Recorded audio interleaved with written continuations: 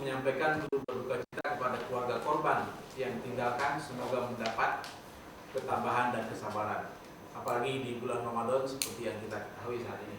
Kedua, menghimbau kepada pemerintah, baik pusat maupun daerah, untuk segera mungkin memobilisir proses bantuan ke lokasi bencana, sehingga masyarakat sekitar Bahoro Langkat tidak kekurangan sandang maupun pangan. Ketiga, mendesak pemerintah dan pihak terkait untuk segera melakukan penyelidikan dan pengusutan penyebab terjadinya bencana tersebut, karena diduga keras akibat penebangan hutan lindung secara liar, legal logging oleh oknum-oknum yang tidak bertanggung jawab. Untuk itu, menghormati proses hukum yang dilakukan aparat penegak hukum sesuai dengan aturan dan perundang-undangan yang berlaku. Yang keempat, menghimbau dan mengajak kepada masyarakat luas untuk turut memberikan simpati dan bantuan dalam berbagai bentuk untuk disampaikan kepada pihak korban bencana, terutama biaya pendidikan sekolah kepada keluarga yang ditinggalkan.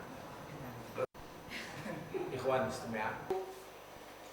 Keseriusan di dalam penolakan yang bertentangan dengan hukum. Tentu dalam hal ini kami juga akan bekerja sama dengan. Ada pertanyaan lain? Silakan. Apakah ini karena suasana puasa menahan tidak bicara, gitu kan? Karena takut puasa itu berkurang pahalanya.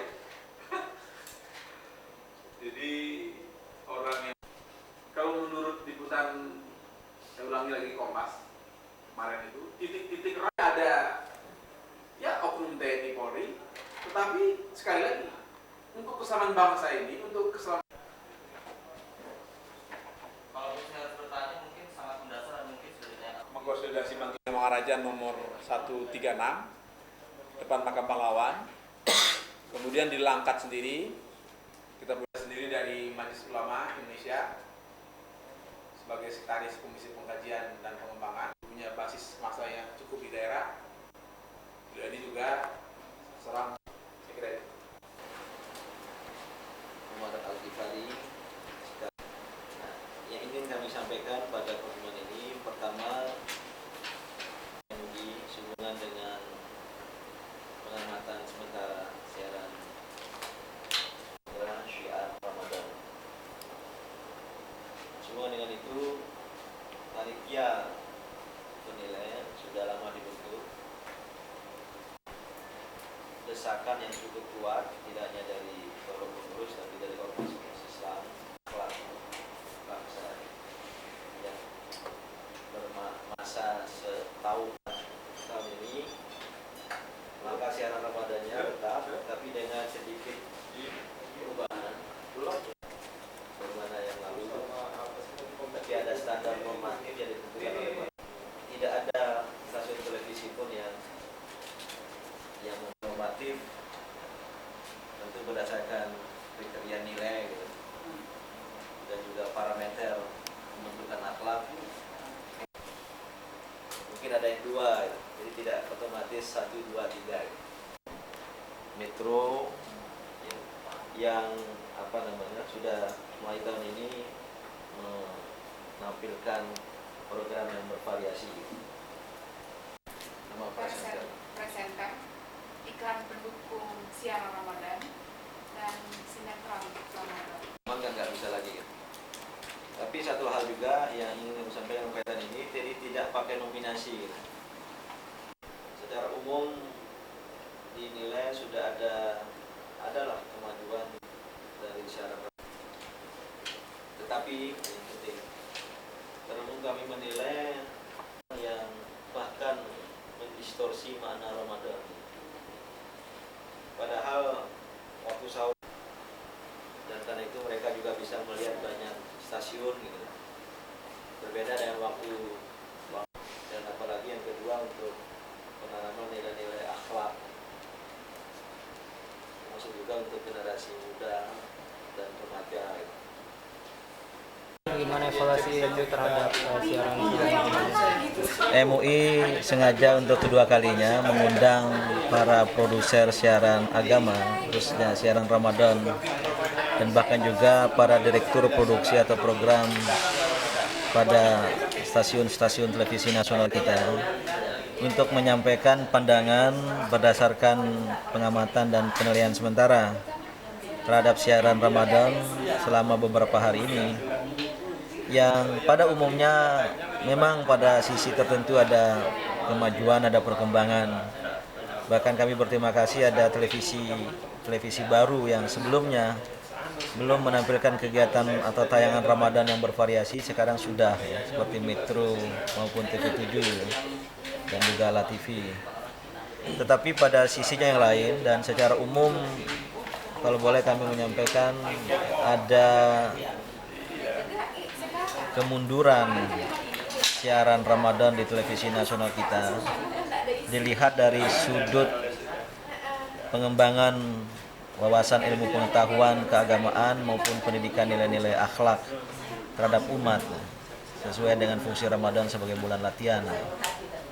Terutama pada acara tertentu seperti acara sahur, kita nilai lebih banyak menampilkan tontonan yang pegawai negeri sipil. Nah, untuk itu kita ganti dengan tunjangan hari raya yang disesuaikan dengan kemampuan anggaran pemerintah provinsi sendiri. Dan THR ini kita berikan seminggu atau 10 hari sebelum Lebaran ya. Jadi yang kita utamakan pada golongan 1. Tadi saya menerima laporan dari Direktur Utama BPD ya. Jadi ada satu berita yang sangat baik bagi pegawai negeri sipil, pembayaran gaji ya, gaji pada bulan Desember yang mestinya dibayarkan pada tanggal 1 Desember, artinya sesudah Lebaran, itu dibayarkan sebelum Lebaran. Jadi kita majukan 1 minggu ya. Jadi gaji untuk 1 Desember kita bayarkan nanti mungkin tanggal 20 atau 21 November. Artinya pegawai masih bisa menggunakan dana itu untuk Lebaran. Nah, ini yang berita.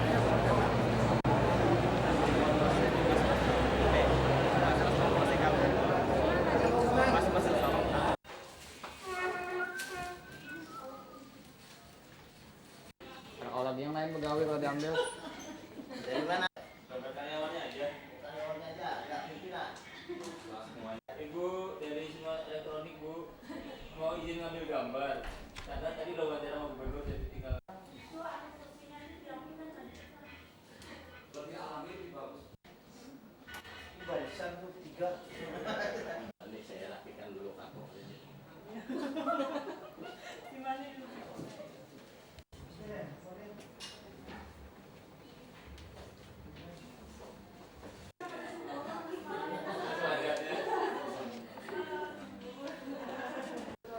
Satu aparat intelijen itu memerintahkan anggota-anggotanya untuk melakukan pembunuhan terhadap warga negara sendiri.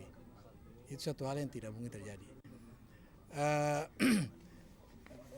Jadi yang penting sebenarnya adalah bagaimana aparat menangani masalah tersebut. Dan untuk itu saya kira perlu juga bantuan masyarakat dan perlu juga bantuan media untuk memberi pemahaman kepada masyarakat bahwa tuduhan terhadap aparat keamanan intelijen terlibat dalam peristiwa itu adalah satu hal yang bagi saya tidak mungkin terjadi, dan itu hanya akan membuat upaya-upaya untuk menyelesaikan atau mengungkapkan itu menjadi lebih rumit, karena kemungkinan kerjasama dari berbagai pihak untuk menyelesaikan itu akan menjadi terhambat. Oleh sebab itu maka barangkali ada baiknya dalam menghadapi peristiwa-peristiwa begini kita tidak saling menyalahkan, tetapi bagaimana kita menyatukan semua potensi yang ada pada kita masing-masing, ada di masyarakat, ada di aparat keamanan untuk menyelesaikannya. Saya kira itu. Bagaimana menjelaskan peristiwa-peristiwa soal organisir itu? Yang jelas memang ada pihak-pihak tertentu yang mengorganisir keberatan kalau kita mulai dengan aparat kita sendiri, menuduh aparat kita sendiri. Tidak mungkin dilakukan. Kalau mungkin ada beberapa siapa yang akan dilakukan. Pokoknya kita lihat saja faktanya, memang seperti hujan dari Papua, ke Aceh. Awam aja loh, siapa yang punya kemampuan itu, siapa yang punya dana yang cukup besar untuk mensuksesi satu gerakan yang Sulawesi Barat itu baru tahu. Dan Sulawesi sponsor. Padahal mestinya saya ingin mengingatkan juga bahwa mungkin sudah perlu seperti disinggung oleh Pak Ibrahim Amun tadi, perlu untuk saya setelah diberi kewenangan tentu bisa dituntut tanggung jawabnya pelaksanaan tugasnya